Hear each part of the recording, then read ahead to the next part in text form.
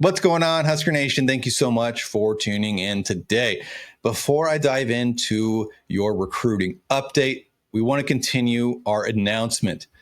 Tonight, 6 p.m. Central Time, join us for the first ever Husker Gutter call-in show. It'll be every Thursday night at 6 p.m. Central Time. A show named by our subscribers, by you. It is your show. It is your voice that's going to carry this show. If you want to talk Husker football, basketball, baseball, volleyball, recruiting, the NFL draft tonight, we'll talk NFL draft. Whatever it is you want to talk about, give us a call. Now, on to the recruiting updates. Nebraska has a big-time linebacker coming in to visit this weekend. Jordan Campbell, consensus 4-star, top 215 overall player in the nation, top 15 linebacker in the nation, currently committed to Miami. He visited Nebraska for the Elite Junior Day in February, so this will be his second visit in about 2.5 months' time. When he originally visited in February, and we've talked about him maybe once or twice since that visit, we said if there's one school, one program that can pull him away from the Southeastern Conference or the ACC Conference, that region, the Southeastern region, it's going to be Nebraska. Now, we're battling Missouri. We're battling Miami. We're battling a bunch of big-time programs. But the fact that he is coming for his second unofficial visit in 2.5 months, plus a very likely official visit come summer, Nebraska has put them in position to flip Jordan Campbell. It may not happen for a couple months. It may not happen until signing day. But Nebraska has put themselves in great positions to flip one of the top linebackers in the country. Great size, good frame, 6'2", 215 pounds, sideline to sideline linebacker, freak athlete. As a freshman, he ran a 23-second 200-meter. As a freshman, he ran an 11-2 100-meter. As a freshman, at 6'2", probably 200 pounds his freshman year, because he's been playing varsity his entire career.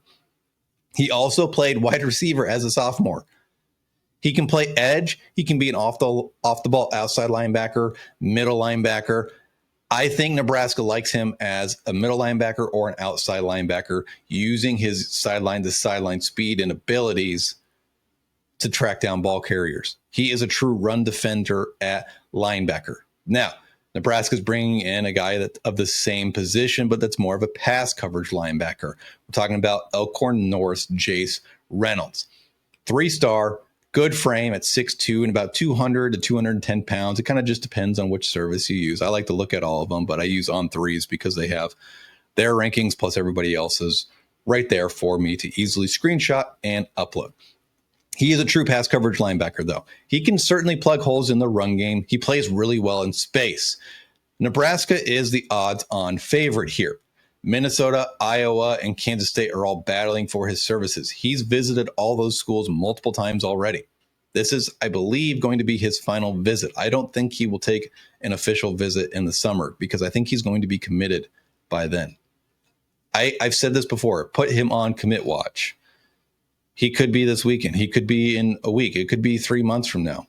But Nebraska, I think, is in the driver's seat with Jace Reynolds.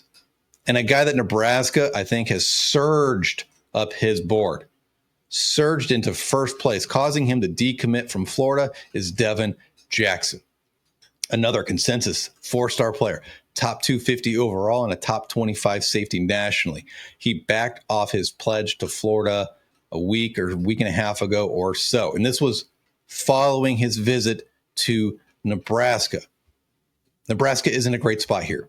He's unofficially visited Nebraska twice, in February for the Elite Junior Day and again a couple weeks ago. He will officially visit Nebraska. And at the time of his visits, we told you, Nebraska can offer him something a little different than what Florida could offer him. That's playing with his teammate, Danny Odom, who Nebraska has very high on their board. They also have Devin Jackson. He's their top safety on the board. They can continue their careers together. in Lincoln. And I think that is a factor for them a little bit. On top of that, when you're coming from Florida to Nebraska, it is a culture shock. It's a different lifestyle. Everyone knows this. But Nebraska has done such a damn good job recruiting the state of Florida now that they have so many guys from that southeastern part of the United States, Georgia and Florida in particular, where you don't feel so much like a fish out of water because there's nobody from where you're from. There's a lot of guys. I think it was Devin Jackson, maybe it was somebody else that said Flowbraska or whatever they're calling it is very real. There's tons of dudes from Florida, not only on the roster, but on the coaching staff. It's playing a big factor for Devin Jackson. I think Nebraska might be in the driver's seat for his recruitment right now.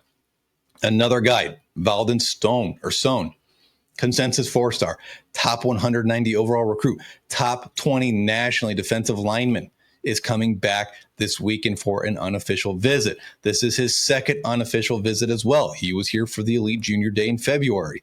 That's where Nebraska sold him on Ndamukong Suh, being that style of player, a physical, dominant defensive tackle. At 6'3", 320 pounds, he's a physical freak, very athletic for a guy his size. He is from Europe. He moved to the U.S. a year or so ago, so he's extremely raw. He's only been playing football for a couple years. But for his size, he is incredibly athletic and has an insanely high upside. Nebraska's in a great spot here. He's going to official visit in the summer. So you'll have had 3 visits from Sone between February and June, July timeframe. Now, very likely he'll be in that. Nebraska's kind of loaded up the first 4 weekends in June. He'll likely visit during that time frame. Nebraska's batting Oklahoma, Florida, and USC. Right now, Florida might be 1B with Nebraska. I think it's really going to come down to Florida and Nebraska. Oklahoma is surging as of late. I really like where Nebraska sits with Valden Sone. Now, Nebraska's top offensive tackle, or arguably their top offensive tackle, Kelvin Obo, just announced his top 5. Now, the big thing with Kelvin Obo is he's visited all of his schools in his top 5 a ton. Oregon, Michigan, Nebraska, Utah, and USC. And it's likely in that order for his top 5. Nebraska might be second. It's a little closer to his home in Idaho. Oregon is as well. And that's one thing I kind of notice is Michigan is like the outlier here in the sense that they're pretty far away from Idaho. USC is relatively close. Utah is close. Oregon and Nebraska are close. This is going to be a factor, I believe, in his recruitment, is proximity to his home. Now, he has said that Nebraska reminds him of home. Nebraska feels like home. He's going to official visit in June. That is where the things or the tides can completely change in his recruitment. Nebraska is going to absolutely make a huge move when he brings or when he comes in for his official visit. Really good length, good frame at 6'6" and 300 pounds, and he's a plus athlete at the offensive tackle position. Now, Nebraska needs a running back.